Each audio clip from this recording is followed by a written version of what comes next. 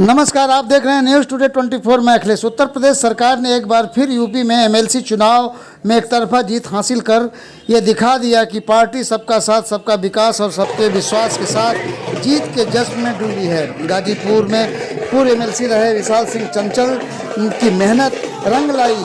भूरा सिंह पूर्व प्रमुख प्रतिनिधि रहे किंग मेकर। आइए दिखाते हैं एक रिपोर्ट।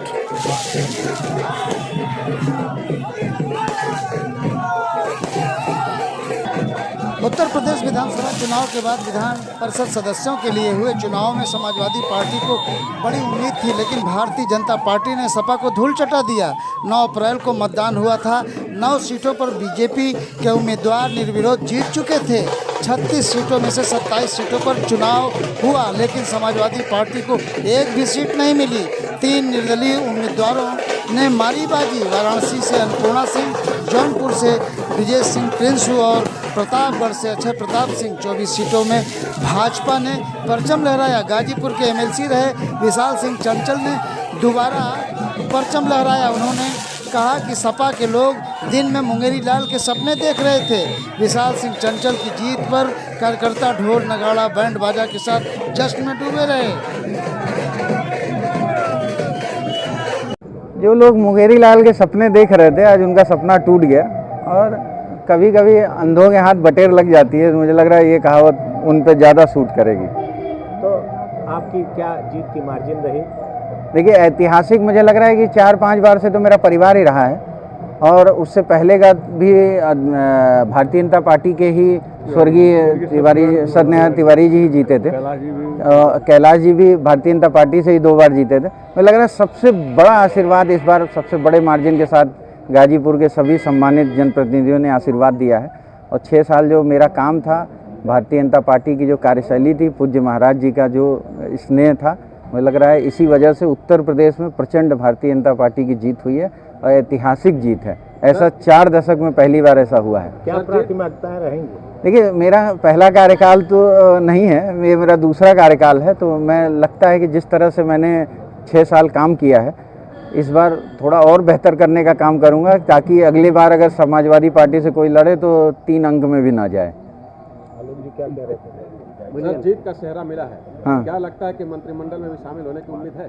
देखिए ये सब डिमांड भी है। नहीं, ये सब निर्णय तो देखिए पार्टी के संसदीय बोर्ड के लोग लेते हैं, लेकिन मैं जो लोगों का ये सपना था कि गाजीपुर से भाजपा विहीन कर देंगे, उनके आज कलेजे पे मुझे लग रहा है बुलडोजर ही चल रहा होगा। माफियाओं के खिलाफ चुनाव था, हाँ, क्या कहेंगे?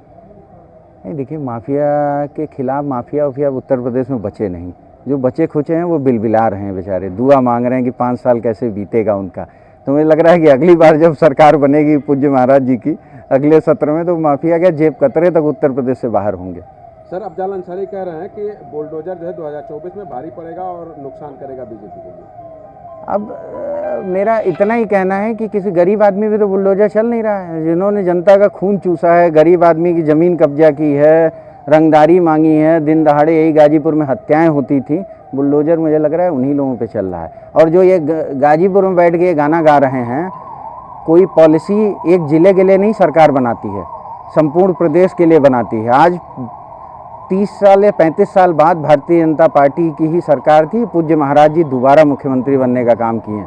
तो ये पॉलिसी पूरे उत्तर प्रदेश को सूट की है, और अगले 24 में हम अपना यहाँ सांसद बनाएंगे, और अगले जब विधानसभा चुनाव होंगे तो 7 सीट जीत के मुंगेरी लालों को फिर हम लोग सुलाने का काम करेंगे। धन्यवाद। वहीं जिला निर्वाचन अधिकारी तथा ऑब्जर्वर पुलिस अधीक्षक की मतगणना पर पैनी नजर रही। मतगणना के बाद जीत की घोषणा जिलाधिकारी मंगला प्रसाद ने की। एमएलसी चुनाव की मतगणना शांतिपूर्वक संपन्न हुई, और मतगणना के उपरांत श्री विशाल सिंह चंचल जी को विजयी घोषित किया गया है, और श्री मदन सिंह दूसरे स्थान पर है।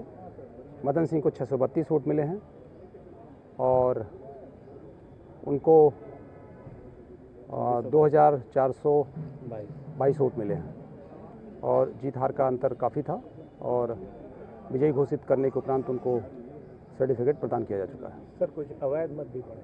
43 अवैध मत मिले थे। सर, कितने टेबल बने थे और काउंटिंग कब तक चली? मतगणना के लिए कुल 4 टेबल यहाँ बनाए गए थे। एक आरओ टेबल थी, 1+4 टेबल्स बनाई गई थी, जिसका आयोग से अनुमोदन मिला था और मतगणना का परिणाम लगभग 11 बजे आ चुका था और भारत निर्वाचन आयोग की अनुमति के उपरांत रिजल्ट डिक्लेयर कर दिया गया और सर्टिफिकेट संबंधित विजयी प्रत्याशी को दे दिया गया। टीम न्यूज़ टुडे 24 बने रहे ऐसी ताज़ा तरीन खबरों के लिए। नमस्कार।